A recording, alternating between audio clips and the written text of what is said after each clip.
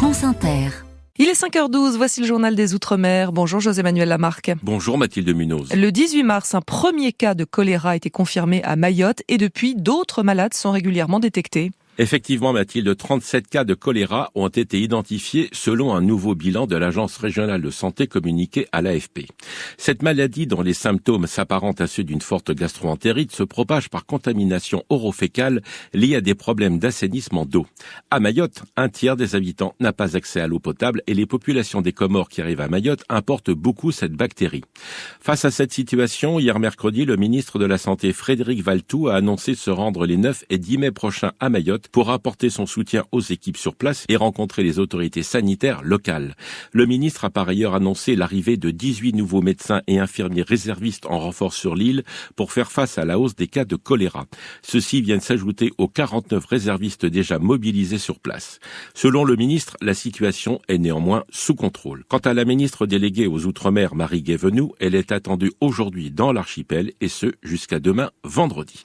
En Guadeloupe maintenant, le maire des Abîmes, Éric Jalton, demande au gouvernement la levée du couvre-feu pour les mineurs non accompagnés dans 2 quartiers de sa commune, dans une lettre adressée à Gérald Darmanin, datée du 29 avril dernier. Plus de précisions avec Pascal Pétrine de Guadeloupe la Première. Dans cette lettre, Éric Jalton interroge le ministre de l'Intérieur sur le pourquoi d'une telle décision de couvre-feu pour les mineurs de plus de 15 ans dès 20 heures dans ces 2 quartiers des Abîmes. Des quartiers qui, selon lui, ne présenteraient pas de fait de délinquance plus important qu'ailleurs. Et l'édile d'interroger le ministre sur l'absence de renforts de police de proximité et de médiateurs sociaux de terrain et du choix des horaires retenus. Autre questionnement, l'âge des concernés. La limite des moins de 17 ans aurait été plus appropriée au vu des statistiques établies en matière de délinquance.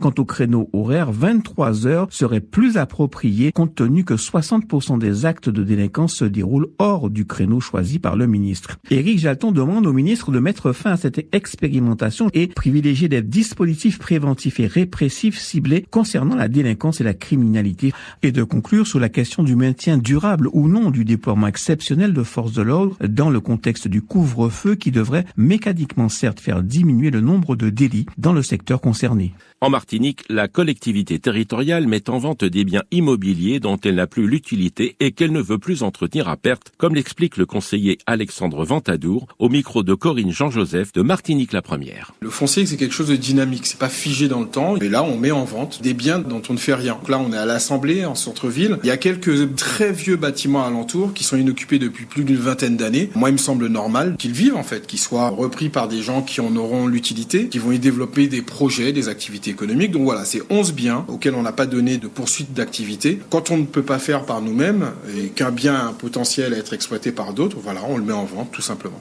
Enfin Mathilde, en Nouvelle-Calédonie, une convention a été signée mardi dernier entre les communes de Païta, Nouméa, Montor, Doumbéa et l'Université de la Nouvelle-Calédonie afin de protéger les zones de mangrove du Grand Nouméa par la création d'un comité de gestion chargé de fédérer l'action de l'ensemble des partenaires concernés, ce dont se félicite Bastien Morvan, directeur adjoint du développement durable à la province sud, au micro de Mexico Peteisi de Nouvelle-Calédonie, la Première. La mangrove constitue un écosystème qui rend service aux vivants. Il faut avoir en tête qu'elle nous permet de nous protéger contre la houle en cas de cyclone ou voire même de tsunami. Elle constitue également un habitat pour de nombreuses espèces d'animaux. C'est une zone dans laquelle l'être humain peut aller pêcher, donc subvenir à ses besoins, répondre à une économie locale. Et puis plus généralement, il faut savoir que la mangrove est un puits carbone très important et permet finalement à notre niveau de lutter contre le changement climatique. Donc c'est un écosystème qui est précieux, dont il faut prendre soin. C'est l'objet de cet accord et nous amener tous dans le même sens dans ce but. Voilà Mathilde Munoz, c'était le journal des Outre-mer. Je vous souhaite une bonne journée. À vous aussi José-Manuel Lamarque.